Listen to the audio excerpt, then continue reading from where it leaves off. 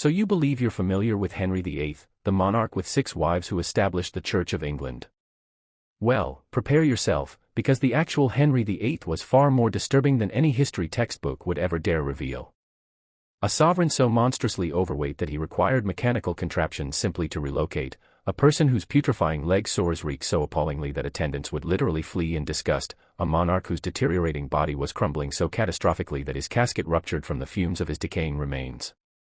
You're about to uncover the disturbing secrets about Henry VIII that make Game of Thrones appear like a children's bedtime story. From his peculiar dining customs to his obsessive safety protocols, from his treatment of spouses that exceeded simple beheading to the repulsive truth of his declining years, these are the revelations that will transform everything you believed about England's most notorious ruler. Let's begin with the most startling reality about Henry VIII. By his life's end, he was essentially a living corpse. We're discussing a person whose physique had become so repugnant that even his personal servants were deeply disturbed. Henry's waistline reached 54 inches. To provide context, that's larger than most people's height. He weighed approximately 400 pounds during an era when the typical man weighed perhaps 140 pounds. But here's the genuinely terrifying aspect: it wasn't merely obesity. His legs were blanketed with suppurating open sores that never mended. These weren't minor injuries, we're talking about enormous ulcers that continuously discharged pus and decaying tissue. The odor was so overpowering that courtiers would press scented handkerchiefs against their faces when approaching the monarch. Some historical records describe the stench as being noticeable from multiple rooms away. Servants literally drew lots to decide who would assist in dressing him because approaching those wounds was viewed as a form of punishment. But wait, it becomes more disturbing. Modern medical specialists believe Henry suffered from a severe traumatic brain injury following a jousting mishap in 1536. This wasn't simply a minor head bump, he remained unconscious for 2 hours, which in medieval times meant he was virtually deceased. The injury likely triggered massive personality alterations, explaining his transformation from a reasonably normal young monarch into the paranoid, rage-consumed monster of his later years. You won't discover this in history classes, but Henry also likely had a condition called Cushing's syndrome, which would account for his dramatic weight increase, mood fluctuations, and those horrific leg ulcers that refused to heal. His personal physicians were so terrified of him that they wouldn't dare suggest he might be seriously unwell. Criticizing the king's health was considered treason. The men who claimed divine authority to rule couldn't even control his bodily functions in his final years. Royal attendants had to transport special chairs everywhere he went because Henry could barely travel from room to room without having an accident. This is the same individual who executed people for looking at him incorrectly. Everyone knows Henry VIII had 6 wives and executed 2 of them, but the reality of what those women suffered goes far beyond a simple beheading. We're talking about psychological torture that would make modern serial killers envious. Consider Anne Boleyn. Before her execution, Henry didn't just decide to kill her, he orchestrated an elaborate setup that included forcing her own musician to confess under torture to having an affair with her. But here's the truly sick part. Henry made and watches 5 men, including her own brother, were executed for allegedly sleeping with her. She had to stand there knowing she was next, watching innocent people die because of her husband's paranoid delusions. Catherine Howard got it even worse. She was essentially a teenager when Henry married her, and when he discovered her past relationships, he didn't just execute her, he passed a law making it treason for anyone to marry the king without revealing their sexual history. Imagine being so spiteful that you changed the entire legal system because your teenage wife wasn't a virgin. But the psychological games were the worst part. Henry would shower his wives with gifts and affection one day, then completely ignore them or threaten them the next. Catherine of Aragon spent her final years essentially under house arrest, forbidden from seeing her daughter Mary, while Henry spread rumors that she was mentally ill. She died alone, possibly poisoned, writing letters to Henry that he never bothered to read. Here's something that will astound you: Henry actually forced his wives to sign documents agreeing to their own divorces or annulments. And of Cleves was so terrified of him that she agreed to a fake marriage annulment just to avoid execution. She basically had to pretend their marriage never happened and thank him for the privilege of not being murdered. And Jane Seymour, the lucky one who died of natural causes. She died from complications after giving birth to Henry's son, and Henry was already eyeing up his next wife before Jane's body was even cold. He waited exactly 9 days after her funeral to start planning his next marriage. The men treated human beings like disposable objects. And the worst part is that these women had absolutely no escape. Divorce wasn't an option, running away meant death, and fighting back meant not just your own execution but potentially your entire family's destruction. If you think competitive eating is crazy today, wait until you hear about Henry VIII's daily food consumption. This man didn't just eat like a king, he ate like he was trying to single-handedly cause a famine.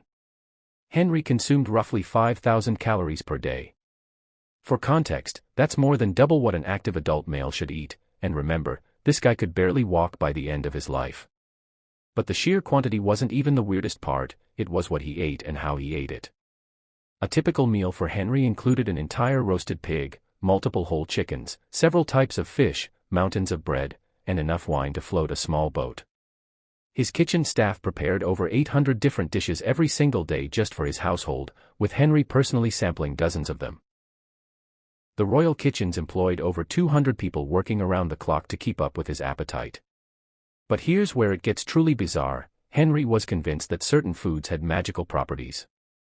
He believed eating swan would make him more graceful, consuming large amounts of deer would make him a better hunter, and that oysters would enhance his, performance with his wives. So he'd gorge himself on these specific foods in massive quantities, like some kind of medieval superfood obsession. The man also had bizarre consumption rituals. He insisted on eating publicly, turning meals into theatrical performances that lasted up to 4 hours. Imagine sitting there watching this massive, rotting king slowly work his way through enough food to feed a small village, all while pretending this was perfectly normal royal behavior. Henry actually banned certain foods from his court, not because they were unhealthy, but because he thought they were beneath his royal status. Common people's food like turnips and barley were literally illegal at his table, even though they probably would have been better for his health than the mountains of meat and sugar he consumed daily. The truly insane part. Even as his body was literally falling apart from his diet, Henry kept eating more and more, convinced that his royal status somehow made him immune to the consequences of his gluttony. Henry VIII's paranoia wasn't just your typical trust no one attitude. This man turned his entire kingdom into a surveillance state that would make modern dictators jealous. By his final years, Henry was so convinced that everyone was plotting against him that he transformed royal life into a living nightmare for everyone around him. Let's start with his sleeping arrangements. Henry slept with loaded crossbows next to his bed and kept multiple daggers under his pillow. But that wasn't enough, he also had armed guards stationed inside his bedroom, watching him sleep all night. Imagine being so terrified of assassination that you couldn't even close your eyes without witnesses. The palace itself became a fortress of paranoia. Henry ordered the construction of secret passages throughout every building he lived in, not for romance or convenience, but so he could escape if assassins came for him. He had peepholes installed in walls so he could spy on his own courtiers and listening devices hidden in meeting rooms to eavesdrop on private conversations. But here's where it gets truly insane. Henry created an entire network of spies whose job was to spy on his other spies. He had informants watching his informants, creating this twisted web of surveillance where nobody knew who they could trust. Court life became a psychological horror show where saying the wrong thing to the wrong person could literally get you executed. Henry's security paranoia extended far beyond his sleeping arrangements. He meticulously controlled every aspect of food preparation, creating elaborate testing protocols that turned simple meals into complex security operations. The man even suspected his own children of plotting against him. He had spies watching Princess Mary and Princess Elizabeth, his own daughters, because he was convinced they were planning to overthrow him. These were children, and he treated them like enemy agents in their own home. Henry's paranoia got so extreme that he started executing people for crimes they hadn't even committed yet. He'd have someone killed because he dreamed they betrayed him or because someone else suggested they might be disloyal in the future. The Tower of London was constantly full of people whose only crime was existing near Henry while he was in one of his paranoid moods. The truly terrifying part is that Henry's paranoia was so contagious that it infected his entire court. Nobles started spying on each other, servants betrayed their masters for imaginary rewards, and everyone lived in constant fear that they'd be the next victim of the king's delusional suspicions. You'd think Henry VIII's reign of terror would end with his death, right? Wrong. This man was so committed to being a disaster that even his corpse managed to cause absolute mayhem. Let's start with his final weeks. Henry was so massive that he couldn't walk, so his servants had to carry him everywhere using a specially designed chair with pulleys and wheels. But here's the disgusting part, his leg wounds had become so infected that pieces of rotting flesh would literally fall off his body as they moved him. Servants had to follow behind him with cloths to clean up the chunks of decomposing king that dropped on the palace floors. His death scene was like something out of a horror movie. Henry's body had swollen to such grotesque proportions that his skin was stretched tight and shiny. The smell was so overwhelming that even his doctors, who were used to medieval medical horrors, had to leave the room to vomit. When he finally died, nobody wanted to get close enough to officially confirm he was dead. But wait, it gets so much worse. Henry's body was so bloated with gases from internal decomposition that his coffin had to be specially reinforced. They wrapped his corpse in lead sheets and sealed it in multiple wooden boxes, thinking that would contain the mess. They were very, very wrong. During the funeral procession from London to Windsor Castle, something absolutely incredible happened. The coffin literally exploded. The gases from Henry's decomposing body built up so much pressure that the lead lining burst open and rotting royal remains splattered all over the inside of the hearse. The smell was so horrific that the funeral procession had to stop while servants cleaned up the mess with buckets and rags. Here's a detail that will haunt your dreams. Dogs were reportedly seen licking up the remains of Henry VIII that had leaked from his coffin onto the road. The men who claimed to rule by divine right ended up as dog food on a country highway.